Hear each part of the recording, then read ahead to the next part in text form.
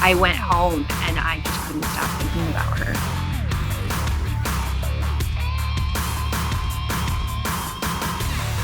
When you're in country and you're sitting still and idle, that's a bad sign.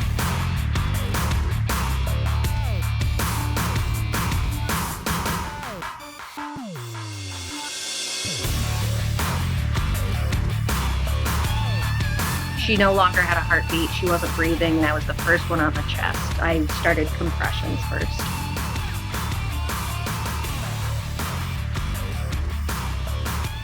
Need advocates. We need people that are going to hold companies, government, hold these people accountable.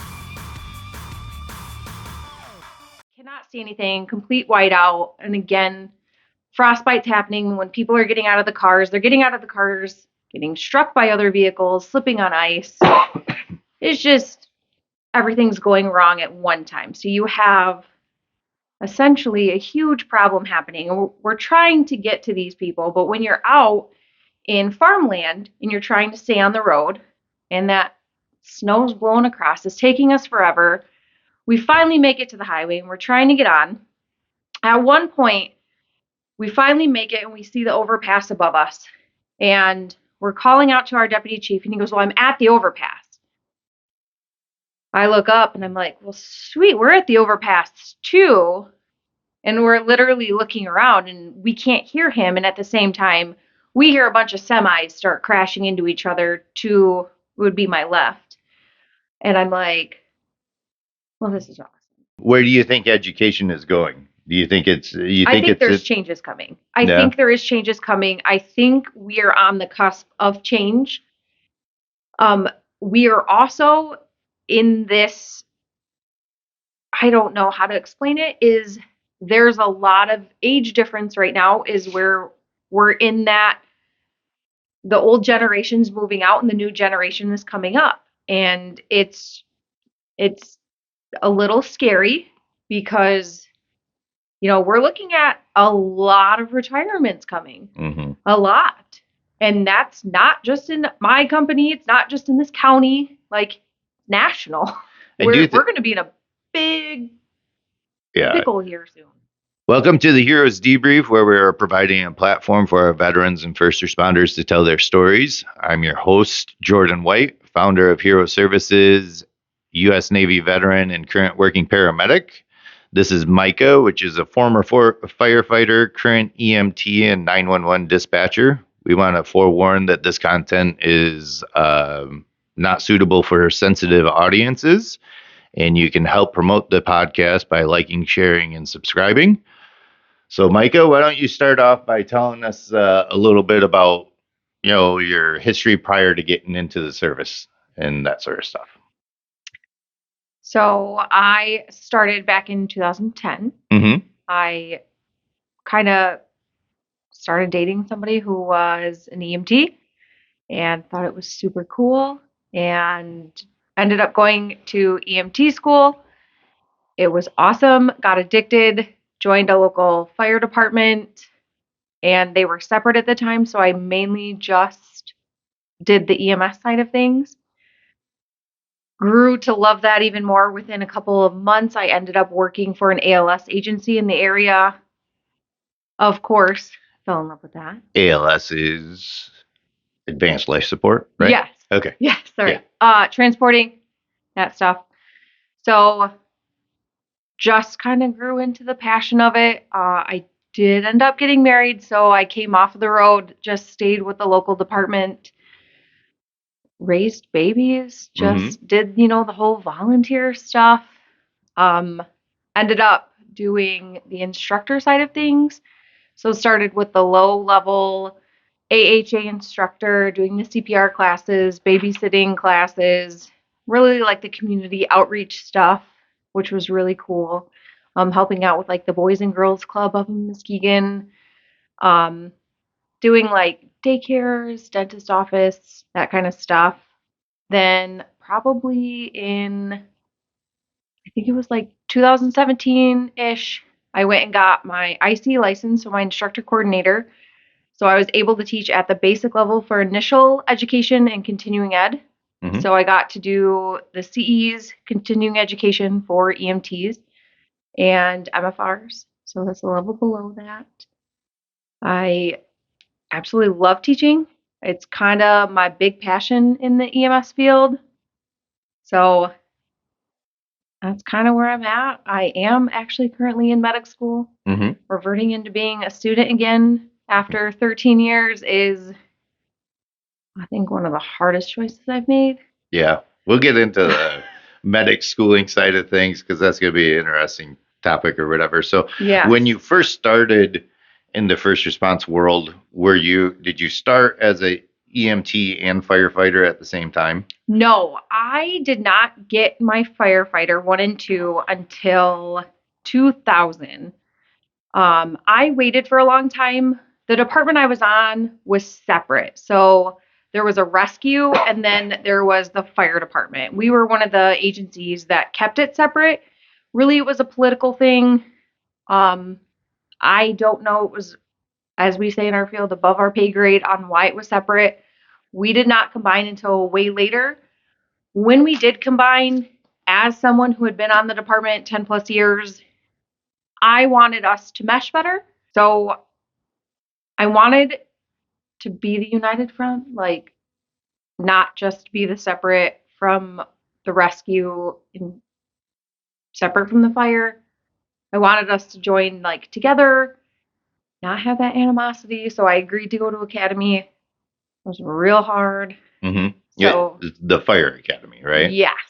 So when you were started at the fire department, you were working as an EMT exclusively as running medicals, and then later going through actual fire training, so to speak. Yeah. So, explain why that was so important to the fire department, like why they would even have a medical division. So we were actually part of the fire department. We were 2 separate departments. Okay. So like we did not run fire calls at all. Okay. It was literally a mutual aid agreement. So if we ran MVAs, it was mutual aid agreement for the fire department to join us on that scene. We had to request them to join us. We had to request them for lift assist or for any type of assistance. We had to be requested for a standby for like a fire standby, stuff like that. That was that way before I had joined. I don't honestly know why. Again, that was something that was just ran that way, and we are one of the few departments that had kept it that way. As time went on, the people who were running, the chief at the time, and then our director had decided, it would be a lot better for the community and for our budgets, especially if we did combine staffing. We're all hurting at the paid on-call volunteer level, which I know we'll talk about.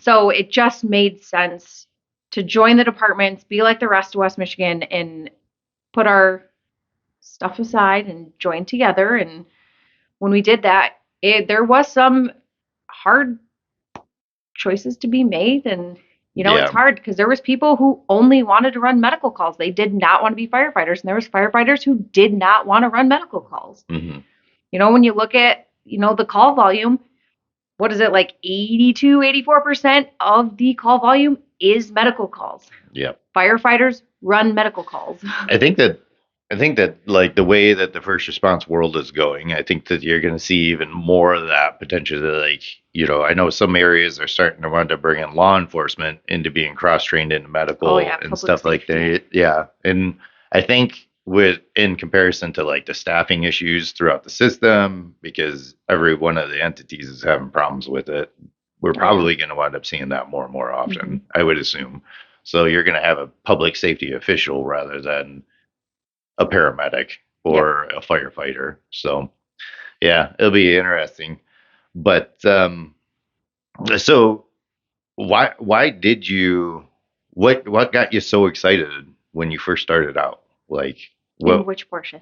Well, like generally speaking, in the first response world, like once you stepped into it, you were saying like you absolutely loved it and stuff like that. Like what were some of the factors that really got you going? So no call is ever the same. Every day is always different. It is awesome. There's no room for complacency. You're always learning. It just is neat. Mhm. You know, you hear these people that come into like this midlife crisis, right? They've been doing the same job. They go to school for, 6 to 8 years to be a desk jockey, and they turn 40, 50, and they're like, what do I do? Mhm. I feel like you can get that way, but in this job it definitely is different. We see a lot of stuff. We definitely know what we don't want to do with our lives.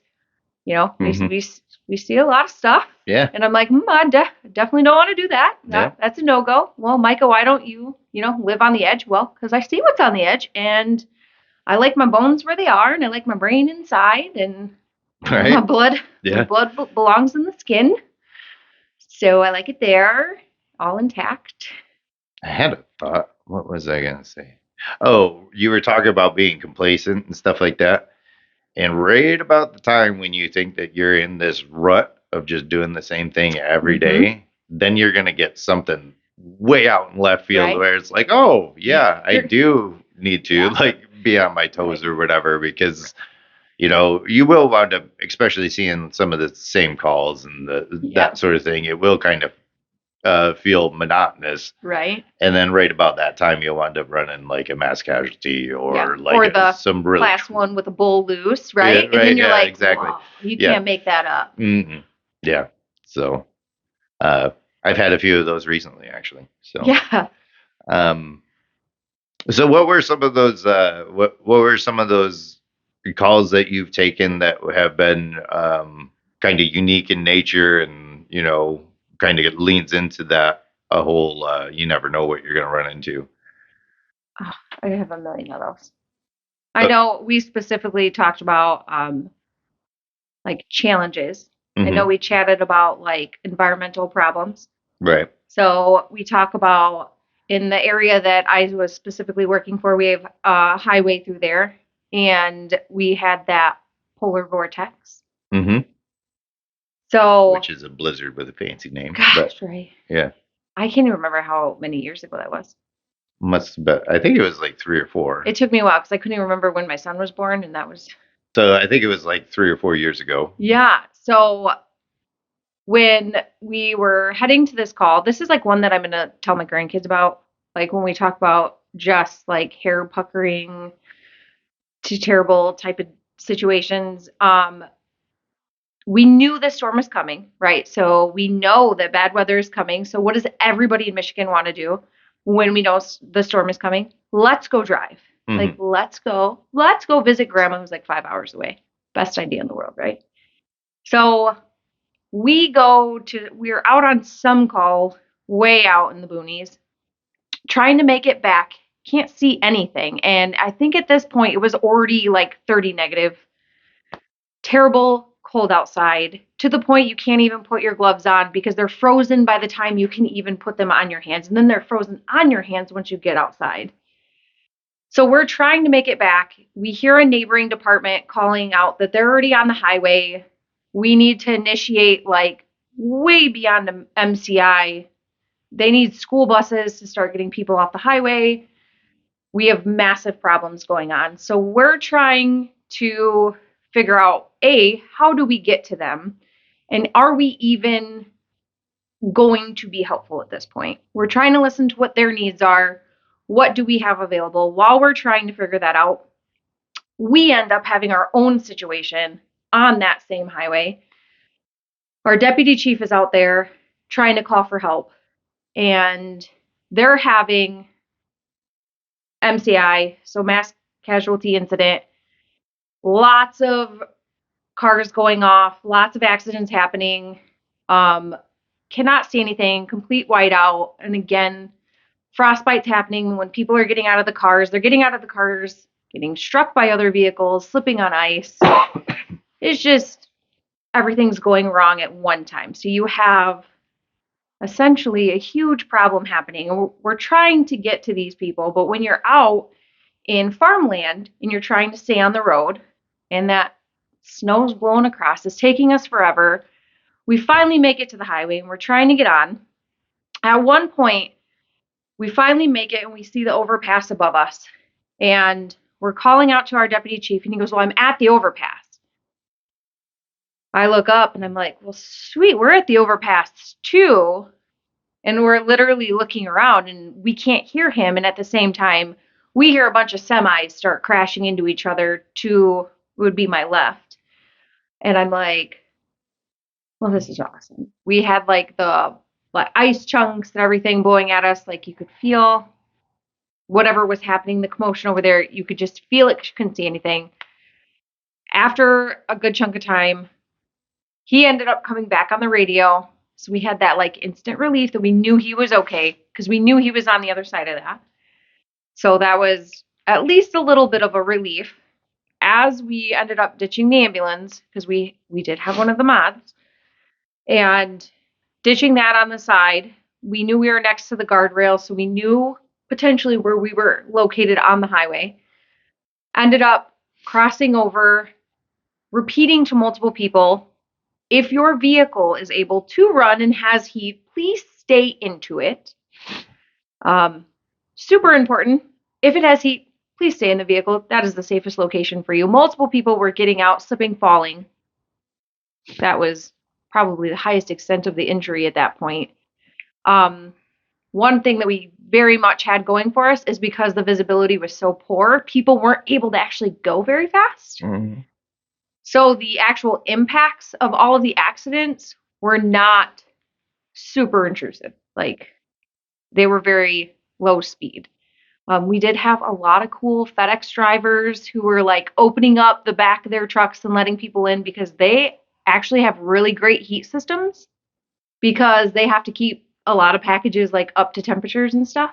Oh. So they were actually opening up the backs of their trucks and letting people in if they didn't have heat. But that like creepy feeling that you have of like, one, this could have been really stinking bad. But finding out what the actual aftermath is looking at all the videos from that day afterwards. But in the moment, where our deputy chief was and where our mod was, there was semis just entangled. And he was standing out there. And that is just kind of one of those things. One, huge job hazard, right? Right. We see this all of the time. We just had the incident with the state police. And huge job hazard of being out on these expressways, highways, scene safety. But then you throw in these environmental hazards, and then you have like the weird polar vortex that happens, weirdly enough, not very often. Mm-hmm. And that incident was super terrifying. In the moment, you don't think about it. It's just a job. We're just doing our job. But now I'm like, I had 3 kids at home. Right. Like, probably wasn't like the best mom thing I've ever been like, I'm gonna go. Probably was one I could have just sat out. Yeah. But so yeah. How big of a scene did that wind up turning out to be in? So on our end, that was over 100 car pileup. It took, I know on our end, the EMS side of things, it took over 10 hours before we cleared the scene. I know wreckers just had a loop. They were just pulling them off and dropping them in parking lots before they even cared on who had what. It was astronomical. The stretch of highway is literally farms. Right. So it was sheer ice on top of the wind just blowing. And drifting. And freezing. And there's nothing that salt can do to ice after a certain temperature. So you're literally just left with Mother Nature at that point. Yeah. I'm from Colorado, and in parts of the mountains, they chain up. Mm-hmm. And that's not a thing out here. No. So, it's kind of, you sit and you wait. Yeah. It is also neat in those situations where you see humans be humans and show compassion, where the gas stations in that area, if they provided it, like the donuts, like the little hot dog things and coffee and hot chocolates and soda, they were giving them to the people who were basically stranded there. Yeah. Because they couldn't go anywhere. Their cars are stuck. Nobody can come and get them. Some of them probably weren't even from the area. No, they weren't. They were probably traveling because from one big city to another. Yeah. Like, where are you going? That's where it's always like, the storm is coming. Yeah. It's coming. What made this a good idea? Yeah, like there are situations I do understand. You do have to go. I mean, I have to go to work. There is literally lives that on the line if we don't go to work. So I get that. But there are sometimes it is a good day to stay home. Yeah. I think I remember that scene like happening over the radio while I was at work, but it's either that or that when the polar vortexes, it seemed like it happened like 2 or 3 years in a row, didn't it? I believe so. I think I was pregnant with my middle, the first one, and then I had just had my son, the second one. So the second one I worked through. Yeah. The first one I did not. Yeah. Yeah, that was a crazy time period for sure. We want to take a moment to thank our principal sponsors. These companies have supported Hero Services from a more general perspective rather than sponsoring a singular event. Window World, Paul Davis, and Bathworks have all committed to supporting Hero Services with their events as well as our various programs that we offer. Not only do these companies support Hero Services, but they have various other charitable donations as well. Please take the time to wind up looking into these companies in case you need any of your home renovation needs. You got any other calls that come to mind? There's always, I got to think of like the appropriate ones. Like that's the hard part is I have a lot of good ones. Yeah. The ones that can like ruin dinner type conversations. Well, and then, there's a lot of like the DUIs that we don't condone that at all because you put others' lives at risk and then, you're causing other people's bad days. We'll have to circle back to that one. Because all the ones that are popping up are the ones we don't want to talk about.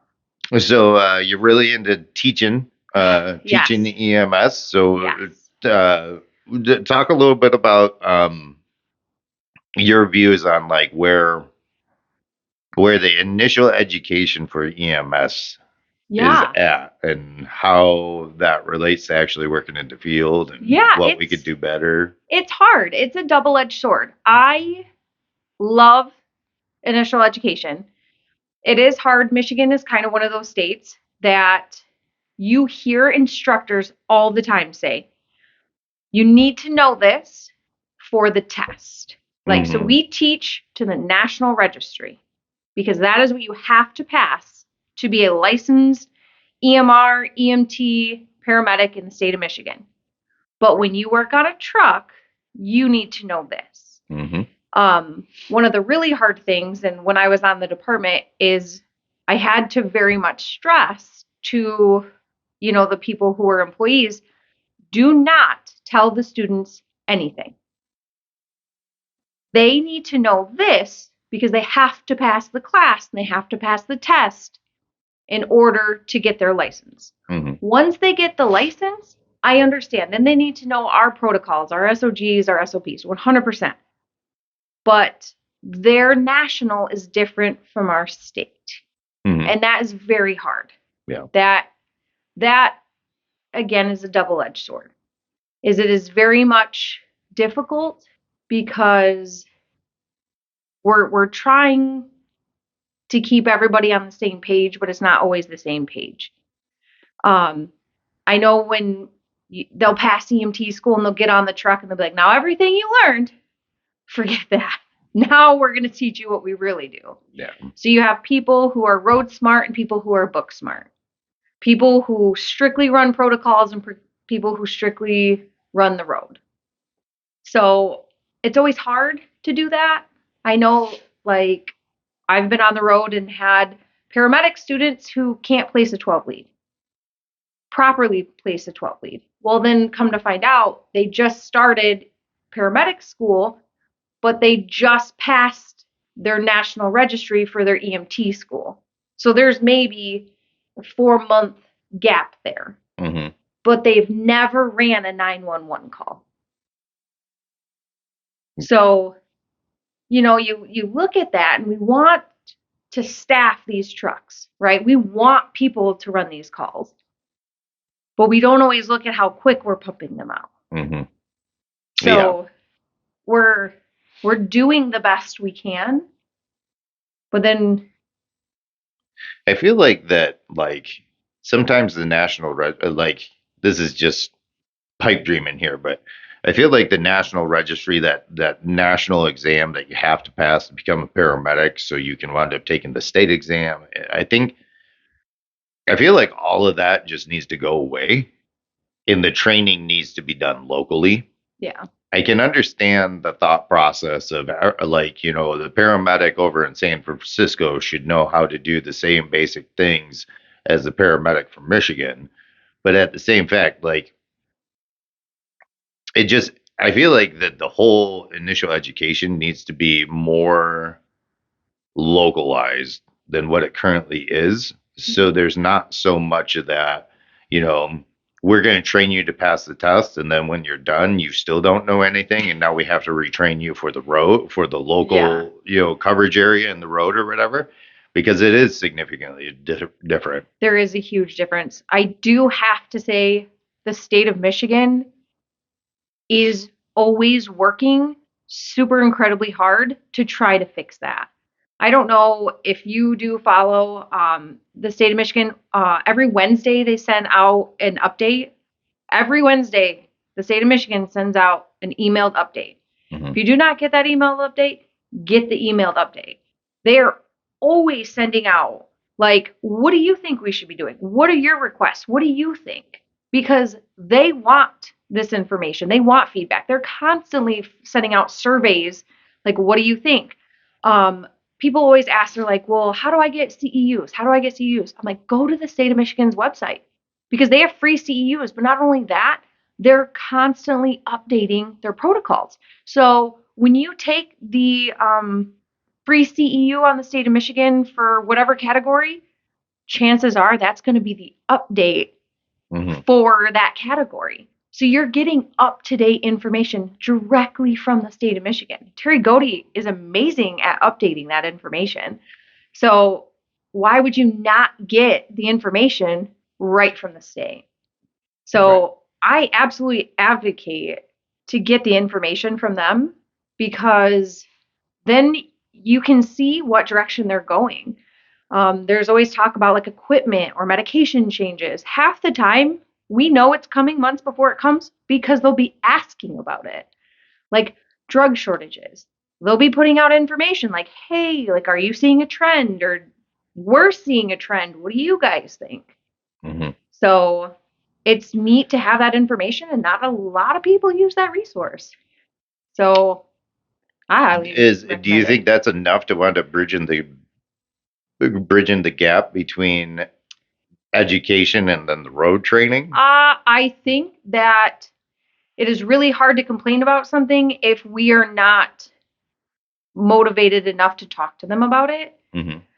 I try to be a gray area. And I say that because, for one, I do teach it, but I also work the road. So I have a hard time, because I will be the first to complain about the problems, but I am also not the first to try to fix it. So I do unfortunately ride the fence line on that one. And it's not because I want to, it's because I don't have the best answer for that.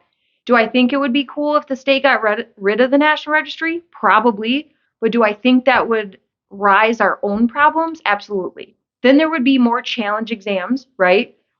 There would be less accountability. Mm-hmm. So more people would be like, that question shouldn't be there, right? So how many people do that now? You'll write an exam and they'll be like, well, that question needs to be thrown out because I can challenge it in this, and this way. Or that was poor writing. Right. So we always joke around about the National Registry. There's always two right answers. There's just one better answer. So I'm more referencing of like not so much the book knowledge, because I think I talked to a lot of firefighters, law enforcement, and paramedics, right? Yeah. Or EMTs. Um, Fire service is really good as far as like hands-on training in the context of like this is how you fight fire, and they will actually put you in an evolution to kind of show you what you need to do for like self extricating, calling maydays, throwing ladders, whatever. Yeah. Like that is what a lot of fire 1 and 2 revolves around, is hands-on, putting you in situations, building your confidence and stuff like that. EMS, on the other hand, doing your initial education has like very limited of that. Yeah. So it's like, this is how you backboard a patient, except we don't backboard anymore. So it's like kind of like why Because it's all medicine. Right. It's because it's doctor But based. so the thing about EMS is like scholastically, the book work and stuff like that is, I would say, through the roof in comparison to fire. And I don't know too much about law enforcement, but I would assume, Yeah. a lot more scholastic work, where I think the transition between working in the field and then coming out of graduation from getting your license and stuff like that is now it's up to the agencies to wind up basically trying to do some sort of like their training on the road, where we're just throwing these people right out onto the street with no like primer to get them used to the idea. I actually wish EMS would start looking at trying to do something similar to a law enforcement academy, where it's like you wound up having your scholastic work, but we're going to put you through a lot of motions that are going to be way more pertinent than backboarding a patient. Yeah. Like, getting you into conflict resolution, getting you into scene management, where you're actually working through the scene management and that sort of stuff. Because as you mentioned, I think earlier, or maybe we're supposed to get into this later, but managing a scene from a big scene from an EMS perspective in comparison to a firefighter perspective is completely different. So yeah, I don't know. I got some ideas on how I'm working towards changing it, but I think that's I think two things that go hand in hand is our education program and our recruitment and our retainment. Like we always talk about what we can do better. And one of the things that really stinks is when you have an employer who pays for the training, right? So we hire people and then we pay for their training. We get them through EMT school, we get them on the road, and they decide they can't do it. Mm-hmm. And sometimes they decide they can't do it when they work a traumatic arrest, right? They work their first PEDS arrest and they hear that mom screaming because their baby died. Mm-hmm. Sometimes you don't know you're cut out for a job until you don't know you're cut out for a job. We can't fault them for that. Right. But now we've lost an employee. Mm-hmm. We've lost a seat in a class that we could have put somebody else in. So it's really hard, because how do you test somebody for a job, and how do you put them through that scenario, and how do you know? They do I don't know what the testing is called, but like not character testing, but it's supposed to like type of person you are. A psych eval? That could be I don't know if a lot of people would pass something like that. I have some very straightforward opinions on stuff. Another thing is testing people out, send them to boot camp. That could work. I mean, military's done it for a while. Yeah. So, yeah. I don't know. Where do you think education is going? Do you think I think there's changes coming. I think there is changes coming. I think we are on the cusp of change.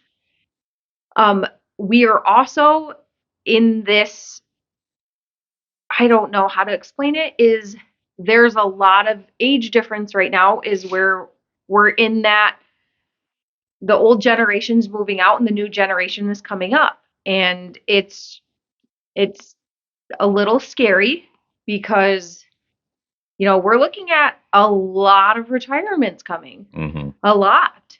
And that's not just in my company. It's not just in this county, like national. We're going to be in a big pickle here soon. If you could wind up taking the, uh, like the generations of the EMTs and paramedics, and you have the guys that have been around 20, 30 years. Mm-hmm. And then you have another generation that's been like 10 to 20. Yep. And then you have the newer generation that is like just coming in. Yep. None of those generations like work well with each other. There's a lot of personality differences there. Yes, there is. There's not a lot of understanding. I'm guilty of that too at times. Trying to be better about it, but I try to be versatile because I have to work with all of you. I've worked with the kid that comes in and says, I literally want to punch in, do as little as possible, and go home. I've worked with the grouchy medic who's been here longer than I've been alive. Mm-hmm. And I've worked with the guy in the middle who is a military background, and you're going to do everything he says the way he says it, and you're not going to speak. Okay. All right. Like, okay, I got to work with each of you on a different day, and I'm just going to do it because it's my job, and I'm going to smile, and I'm going to tolerate all of you because it's my job. Mm-hmm. That's what my generation does. Yeah. Yep. So let's talk about a little bit about the staffing issues, because that kind of winds up relating to the education and stuff. So it's a well-known thing for anybody in the first response world is like, we don't have enough. Gosh, no. We don't have enough bodies. They either can't drive, they can't talk to people, or they can't do their paperwork. So this is a funny story. I wound up, came into my shift. This was a few years ago. Came into my shift. I had a new partner that day. Didn't realize it until I wound up punching in, and it's like, oh, okay, I'm so and so. I'm your, whatever. And so I'm talking to them, and I'm trying to like learn a little bit about them. First job, wound up getting her EMT in high school. So it was her first like job outside of whatever high school job she had. Wound up recently getting her driver's license. And so I was like, oh, okay. Well, what kind of car do you drive? And it's like this little like Honda Civic thing or whatever. Nice. And it's like, cool. So how many winters have you driven through? And so this time period is like, I think we were expecting like a snowstorm that day. So it was like December, January sometime. And she's like, oh, yeah, I never have. And it's like, me being into the system. Yeah, it's like, man, I need my comfort dog. Like, what the heck are we doing here? And I think we had the discussion, like, if you kill me today, I'm going to be very upset. Like, we're going to have a problem. We're going to have a problem. I will come after you. Anyways, so funny story there. But that is like, it's a thing. It's a thing. And like, that's something, like, even as a senior paramedic and stuff like that, that's not really something you can wrap your mind around until you wound up experiencing that. And it's like, oh. I bet you buckled that day, didn't you? I mean, I always do. Yeah, exactly. But yeah, it was, we have the oh shit handles for a reason. Yep. And it's like, you stay on this side of the lane instead of this other one. How many times did you say, I'm working back here? Yeah. Brakes. Mm-hmm. Yep. Yeah. So. Absolutely. Like, why do you think that we have the staffing issues that we do? I think it's a multitude of problems. Pay. Pay is going to be number one. The thing is pay can make everything better. I mean, not everything, but it can make a lot of problems. Yeah. And it's really hard because when you bring that up to the bosses, right? And what do they say, right? They're like, well, you have to earn it. Yeah. Well, I punch in on time. I pick up shifts. I do my job. Mm-hmm. I try not to complain, but throw pizza in every once in a while, and I probably would complain a little bit less. Yeah. there has been some increase. I know my place of employment is not the worst. Mm-hmm. So I don't complain too much on that, but across our state, it is a problem. Yeah. I think our local area is doing okay. We are definitely in the mid range. We are definitely not the worst. Mm-hmm. Definitely grateful for that one. Yeah. It's difficult to put us in the situations that we're put in, and then be reminded that there are people out there who do much less and make way more. Yeah. And it's hard. And from a business perspective, not that I know a whole lot about business, but I can relate to some of the CEOs and the CFOs and that sort of thing about these EMS agencies, because they're limited with the amount of funding that they're getting. Yep. Because that funding in our area is privatized. Yep. So they're not getting, I mean, I'm sure that there's some, but they're not getting the millages and that sort of thing. That's it's like insurance companies. Yep. That's similar to the fire department. So like on a privatized system, it is completely based off from your insurance payouts and whether or not, this transfer was appropriate and at what level of care did it go and all this other stuff. And then you add like that's your income source. So your expenditures being payroll, like those have to marry up a certain way so you can stay in operation. But I don't know. It seems like that there needs to start being something factored in there where it's supplemented by the government or something. And I don't know how much this is a factor, but our career choice has become a very thankless job. Mm-hmm. We have been under scrutiny a lot in these past few years. And I would say the past 5 years has gotten very depressing. We can't do anything right sometimes. It doesn't matter how hard we try. No. I've gotten in trouble for calling someone ma'am. Mm-hmm. They've called my superior. Yeah. And it's very difficult. I've gotten in trouble for being polite. Mm-hmm. So it's really hard. Yeah. And then when people want to be like, we want to do that, and a little part of me is like, no, you don't. But I don't want to ruin your dreams either. Yeah. Because for me, I love it. But when my 3 children, my son's like, I want to be a firefighter, and my middle daughter's like, I want to be a paramedic, and I love that for them because I love my life and I love what I do. But then I have fear because I know what I've been through, not only as a female for my daughter, but for my son. When he grows up, gets married, and has a wife and a family, I know what he's subjecting his family to. Mm-hmm. So there's a little bit of fear in that for me. So, but as for like, why are we short staffed? Because our full timers are still working part-time jobs somewhere else. Yeah.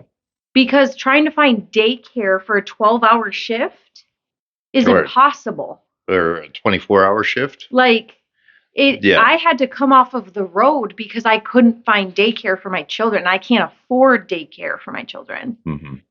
And I can't work that type of schedule for my kids.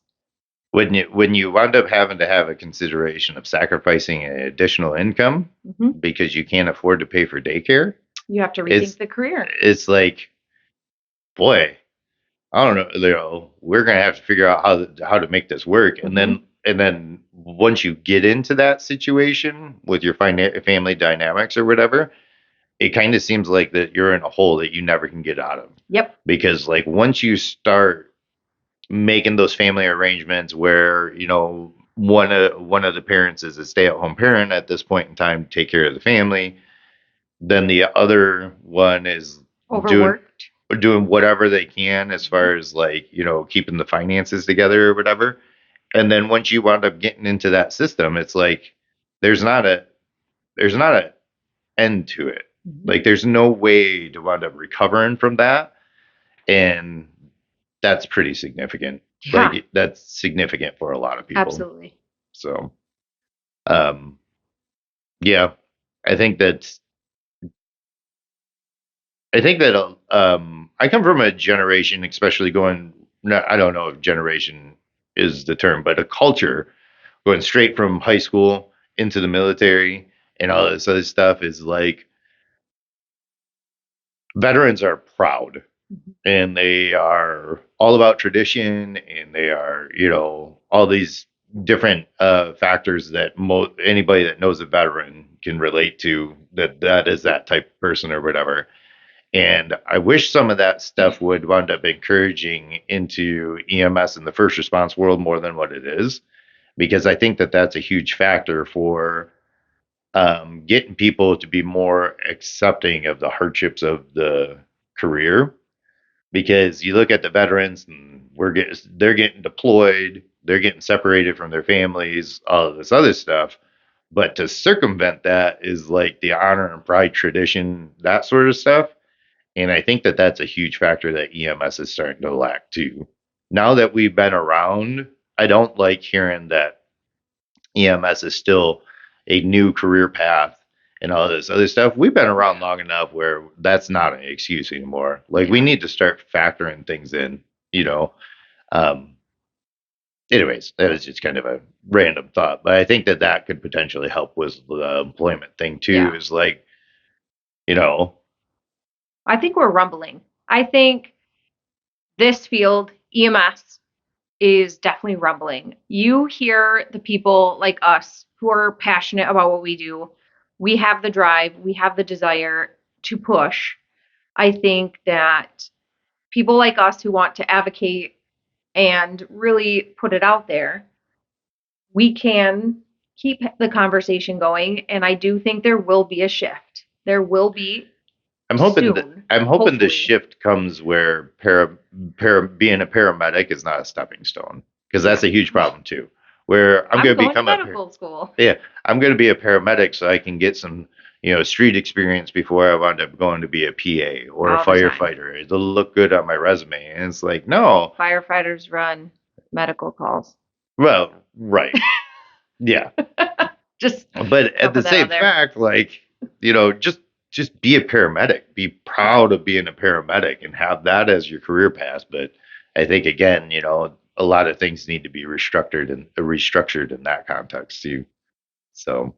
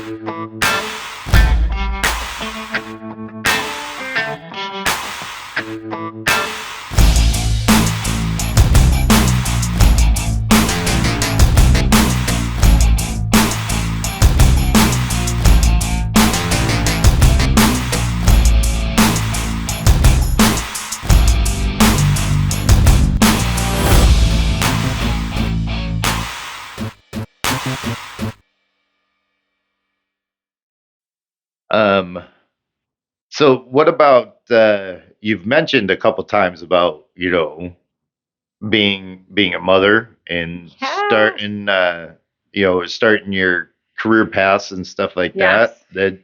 is an interesting dynamic that I'm not familiar with. I've never been a mother. So, you ready to like jaw drop, be proud right now of me at least a little bit? Yeah, absolutely. So, on top of my great career choice, outside of work, I have 3 beautiful children. Mm-hmm. One's going to be 10 in a couple weeks, 8 and 6. I also run a poultry farm. So, I do meat poultry. Okay. I do meat pigs. Mm-hmm. And I do milking goats. So this is all on you. All on me. You run the show. Actually, I had to be up at 5 this morning to do all my barn chores. I have a naughty pig right now who is tearing apart my barn. Going to the butcher. Literally next Wednesday. He is going a month early because he has the mentality of a naughty puppy right now. And he's just running wild and free, driving me crazy. So he's going to butcher a little bit early because it's naughty. So I do a lot. And this morning I was up really early doing all of our chores. And then I got 3 beautiful babies ready for the day. And they're all at friend's house having play dates so I can be here with you. Good. It's a lot. And then you have a career that is very demanding, even though right now I'm in dispatch so that I can go to medic school. It's a lot. So, like, I know a little bit about, you getting into dispatch. So you go to paramedic school and stuff like that. And, like, sometimes I don't think like the general public like understands what it takes to end up getting through the school and like preparing, like getting through the initial education. It's a lot. And the sacrifices that are made by you and the family and stuff like that. Because it is a little correct me if I'm wrong, you had no intention of going into dispatch, right? I did not. I was not on board initially to go to medic school, to go into dispatch. Why didn't you want to become a paramedic? Because I've been an EMT for going on 14 years. I'm a very good EMT. Like, I know my place, and I was very unsure, and I just didn't know if that was a good choice. I knew that medic school was a very big chunk of my plate. I know that I don't have a lot of support. I have the best friends in the whole entire world. If honestly, if I didn't have the few best friends, I never would make it. They literally save my butt nonstop. They catch me every time I'm falling because I don't have a lot. I don't have reliable daycare. And when I do have a college girl who helps me out, I pay her a lot of money to take my kids. Yeah. And she gets them to wrestling practice, like my friend shuttle for me. And so I knew it was going to be impossible to do. I would have to move mountains to get to medic school.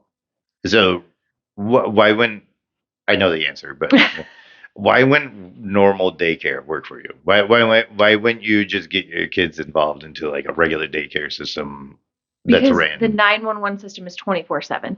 Yeah, right. So a normal daycare is like what? 9 to 4 or whatever? So the school daycare opens at 6 a.m. Okay.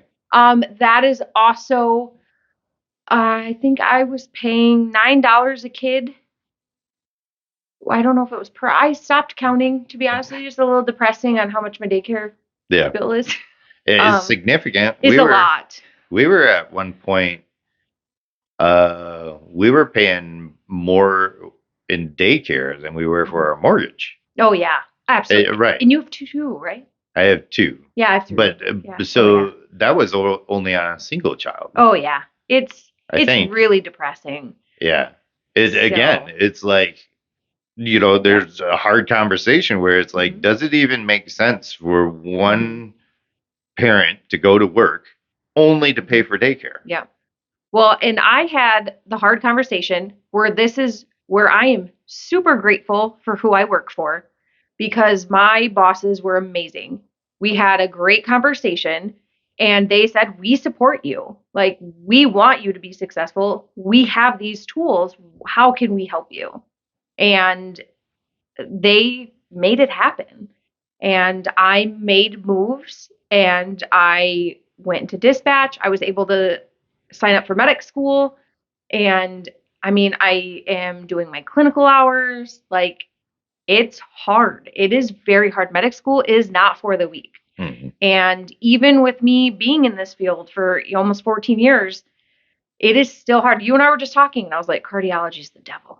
Like, this is terrible. Like, I'm texting people. I'm like, listen, you just need to send me 12 leads randomly throughout every day for like the next, I don't care how long, because that is just not sticking. Mm-hmm. So, again, I'm just grateful because they knew what I had going, and they said, what do we need to do to help you succeed? And they made it happen. So it really matters who you work for as well. So, I work hard because I know that they put forth that effort in me. So that's a lot of it. I mean, it sucks. I mean, sometimes people talk to me and I'm like, I just don't have any more to give right now. So I'm just going to stop, and it's going to be worth it. October's a long ways away for me, but I'm trying. So you're... I'm more than halfway through. Yeah. Yeah. Just about halfway through, right? Yes. 10 out of 10, don't recommend, but sign up for medic school. Getting some conflicting, I know. Conflicting advice. Talk to me when I'm done. Right. Yes. Light at the end of the tunnel. It's blinking right now. Mm-hmm. Right now, it might not be as bright, but it's there. It'll start getting better. You guys keep saying that. It'll get better when you graduate. Yes. Yes. It'll get better when you're done with the registry, and then you start to actually learn. Then I won't. Well, you already know what the street world's like. So yes. And then I have to make that choice. Like, do I leave dispatch and go back on the road, or do I go back to education, or do I go on? Like, so where do I go? I think that you might be our first person that's have experience in dispatch coming on as a guest. So what's that like before we start wrapping up? Oh my gosh. Because it's so much fun. Me as working the road, like you guys are the devil. Oh, I know. So it is really cool. The road crews definitely know when I am a call taker, because we'll go through our pro QA, right? So it's our fancy thing that tells us what to do, even though we're like, whatever. So we go through and it's typed out, like we have to read verbatim or we get in trouble, because we have to read exactly what it says. I sometimes don't, or I add an extra word. So I go through this whole entire thing, and then once it's done, then I type my notes. Yeah. So just some things is hard. Like, they'll call for bleeding from the ear or something, and I'll get all the way through, and all the crew will get is bleeding, not serious. They'll be like, where are they bleeding from? And I'll be like, the ear. That portion did not get to the crew. I understand why they get frustrated, because I've been on the receiving end of that, right? Yeah. You get it, and you're like, why? Mm-hmm. Why are we going? But then the communication on the other side, when you get that priority 1, and you're like, what for? Right? You're like, why are we going to Med 1? Mm-hmm. It's a pre-alert. It means when they called us, they said activated words that tells us immediately it's a Med 1. Diff breather, chest pain over a certain age, or obviously not breathing. We know right away it's a Med 1. So go ahead and start Med 1. We're getting your info. We just haven't typed the words yet to you. Right. Once the crews start to know that, then they stopped calling on the radio. What are we going Med 1 for? Mm. Oh, that makes sense. But it was just like, I didn't know that when I was on the road. I was the jerk that called on the radio. Yeah. Yeah, what are we doing? What are we doing here, friends? Mm-hmm. So it's always going to be that. I don't think there's ever going to be a way to drop the animosity. It's kind of like EMS and nurses, like two different worlds. Yeah, it's hard to understand. 99% of the time, when they ask a question and we'll be like, oh, here's the reason why, they're like, oh, okay, no problem, sweet. That was it. Or we ask a question and they say something, we're like, oh, okay, sweet. a lot of times you just gotta talk. Yeah. Like you just gotta say something.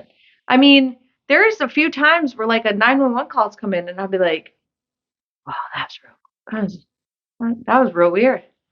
I don't really know what I don't know what was going on there." Like I've also been that dispatcher and be like, "I think we should stage for that." Yeah, right. I'm gonna click that stage button. And then you click the stage button, and then your crews are like, "Why are we staging?" Yeah. I don't really know yet. Just do it. Come to find out, good thing we staged. Yeah. Like, it's just a good thing. I love dispatch. It has been real cool to get like the final like trifecta of like the calls. Mm-hmm. It is just really cool. It's a different dynamic. I again love our dispatching center. We're a lot of cool people. Mm-hmm. So, how big is your dispatch center? a lot of people. How many's working the dispatch center? It depends on the day and the time. Anywhere from like I think like 7 to 15, depending on the day or time. A lot more than you. Yeah. A lot more than you guys. Yeah. Yeah, it's neat. We have a good time. You got anything else that you want to talk about? I don't think so. I think you're doing a great job. Oh, well, we appreciate that. I know that it's stressful and it's time consuming, but you do good things. We're trying. I got another appointment later on today to discuss even more things that we're doing. So hold on. Yeah. Well, I'm hoping to wind up getting our full calendar of events to be launched out hopefully here within the next couple weeks, and then also start releasing all the additional programs that we're doing within Hero Services, because there's a couple of additional things that are coming throughout 2024. So you have a volleyball tournament coming up? Yep. Right? So our current ones is we have a volleyball. You a volleyball player? No, but I'll watch. Well, you should come out. Cheer for you. There's at least a EMT that you work with that is playing. Okay.